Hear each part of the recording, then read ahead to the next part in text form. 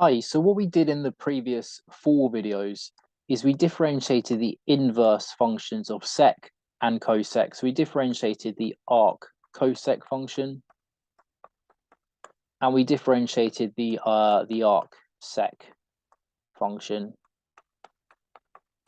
And when we did that, we got these results here. So -1 over the modulus of x multiplied by the square root of x squared minus 1 when we differentiate arc cosec. And when we differentiate arc sec, we got 1 over the modulus of x multiplied by x squared, the square root of x squared minus 1, like that. And what we realized is that when we differentiated these two functions, the derivative of arc cosec was always going to be negative for all x in our domain, and the derivative of arc sec was always going to be positive for all x in our domain. So for all x in the domain. Okay, cool. So we got those two results, and we used two different methods for each of those two results in the previous four videos. So naturally, what we're going to do now is we're going to differentiate the inverse cot function. So arc cot of x. And in this, in this method that we're going to use, we don't really need to worry too much about sketching the graphs like what we did with these derivatives to check whether we got positive or negative gradients. And you'll see why in a minute when we use this method. Okay, so what we can do, so similarly to like the previous two derivatives, so we can let y be equal to arc cot of x. So therefore, cot of y must be equal to x. And that's because when we apply cot to both sides, we get rid of this arc cot there because arc cot and cots are inverse functions. Okay, great. So what we can do now is just apply d by dx to both sides. So differentiate both sides with respect to x. And if we do that, we get d by dx of cot y on this side, and that equals dx by dx on the right side. But we know that this is just the number 1 because differentiating x with respect to x is just the number 1. Okay, great. So we know that d by dx of cot y is equal to just the number 1. So what have we got here? Well, we've got cot, which is a function, y, which is a function of x. So again, we've got one of these functions of a function of x. So this is a chain rule problem, or implicit differentiation, as you may call it. So again, using our chain rule. So when you've got a function of a function, so f of g of x, and you want to differentiate this function with respect to x, I just put a dash there to denote derivative. So this is just going to be df by dg multiplied by dg by dx. So yeah, that's our chain rule formula. So the cot is going to correspond with the f function. The y is going to correspond with the g function. So just plugging these things into our chain rule formula, we're just going to get this. So the derivative of cot of y with respect to y multiplied by the derivative of y with respect to x. That's just applying this formula there. And we know this equals the number 1. Great, so now we want to differentiate cot y with respect to y. So we actually did this in a previous video. So when you differentiate the cot function, I'll use the variable y actually instead of x. So when you differentiate the cot function, you get negative cosec squared. So that's the result we did in a previous video. And so what we're going to get here is just negative cosec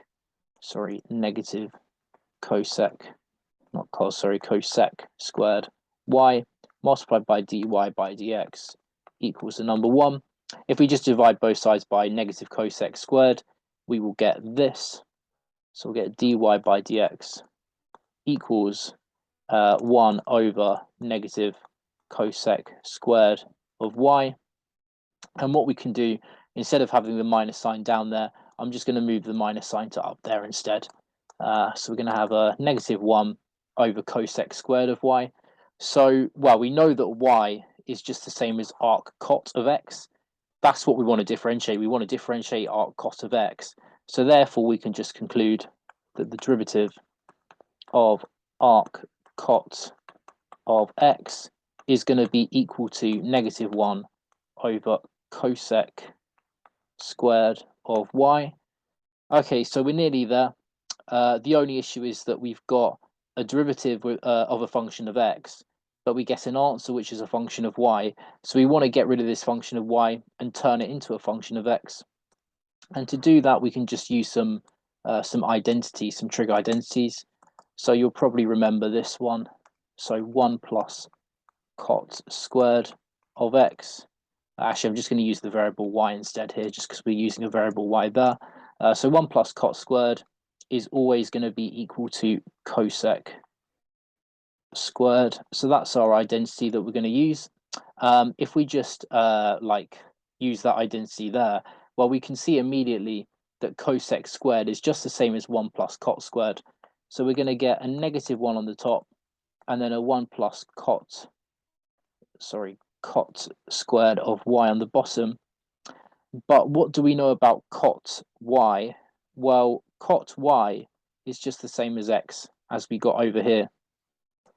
So what does that mean then? Well, it means the following. So it means that this 1 plus cot squared equals cosec squared. Well, that's just going to be the same as 1 plus x squared. So this equals 1 plus x squared. And that's because x equals cot y. So therefore x squared equals cot squared y. So this down here is going to be -1 over 1 plus x squared. And so we can just conclude that, from that then, that d by dx of arccot of x is going to be equal to what we got over here, which was -1 over 1 plus x squared. And that's the result that we get. So you're probably wondering, like we did in the previous few videos where we differentiated the arccosec and the arcsec function, we drew graphs to check, was our derivative positive or was it negative? So we drew the graphs of these two functions here to check whether we had to add these modulus signs here and there. But when we differentiate arccot, we don't actually need to do that, because if you look at this function here, what have we got? Well, we've got a negative number on the top. You've got x squared there. Well, it doesn't matter which real number you pick. This is always going to be a bigger number than 0. And then when you add 1 to a number which has got to be at least equal to 0, well, this entire thing on the bottom must be a positive number. So that's got to be positive there. So you've got a negative divided by a positive. So what does that equal? Well, that's going to equal a negative. So what this function is it's a negative function, basically, this result here. And if you were to actually sketch a graph of arccot of x, you would find that the gradient is indeed a negative gradient for all x values in the domain. And so therefore this result is fine. We don't need to worry about any modulus signs or anything like that. And so, yeah, so the final result is just as so. So d by dx of arccot of x is just equal to -1 over 1 plus x squared. And yeah, that's the final result.